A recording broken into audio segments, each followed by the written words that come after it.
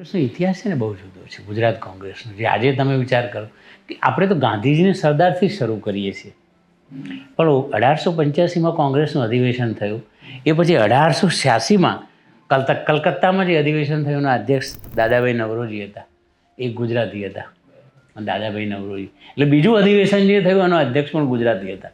ગાંધીજીની આવ્યા પહેલાંની વાત છે, ગાંધીજી 15માં. એ પછી 1893માં લાહોરમાં કોંગ્રેસનું અધિવેશન થયું. એના અધ્યક્ષ ફિરોઝ મહેતા હતા, એ પણ ગુજરાતી. એટલે આપણે વાત કરીએ તો સરદાર નહેરુથી જ આપણી સરદારને ગાંધીથી શરૂ થાય એવું નથી. ગાંધીજી એ પહેલાં, ગાંધીજી આવ્યા પછી આ બે અધિવેશન જે મેં કયા 20 અને 38ના થયા.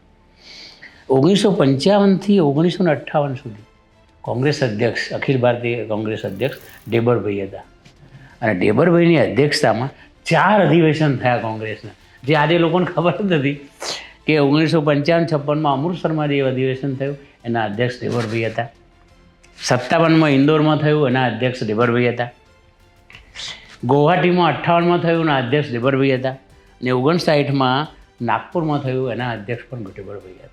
એટલે આવડો મોટો ગુજરાતી જે 4 વખત કોંગ્રેસ અધ્યક્ષ અને કોંગ્રેસના અધિવેશનો, કોંગ્રેસની ઇતિહાસ કદાચ કોંગ્રેસના નેતાઓને ખબર.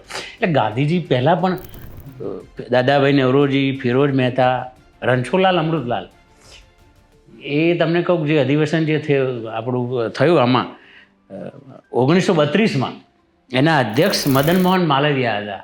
પણ એ વખતે મદન મોહન કોંગ્રેસ ઉપર પ્રતિબંધ હતો, અંગ્રેજ સરકારે મૂકેલો 1932માં. એટલે મદન મોહન માલવિયાની ધરપકડ થઈ આપણી બનારસ યુનિવર્સિટીના. અને એ વખતે રણછોડલાલ અમૃતલાલ શેઠ આપણા ગુજરાતી, એ 1932માં મદન મોહન માલવિયાની જગ્યાએ અધ્યક્ષ થયેલા કોંગ્રેસના. એટલે તમે જો કેટલા બધા ગુજરાતીઓ ગાંધી અને પણ એ પછી મોરારજી દેસાઈ છેલ્લે, હું અવિભક્ત કોંગ્રેસને, એ પછી કોંગ્રેસનું ધોવાણ એક આખું શરૂ થયું. કોંગ્રેસ 69માં કોંગ્રેસનું વિભાજન થયું, એ પછી કોંગ્રેસનું એક દેવાળ. અને આજે તો એ સ્થિતિ આવી છે કે આ બધા બે નામ દીધા એ કક્ષાનો તો નેતા કોંગ્રેસમાં રહ્યો જ નથી.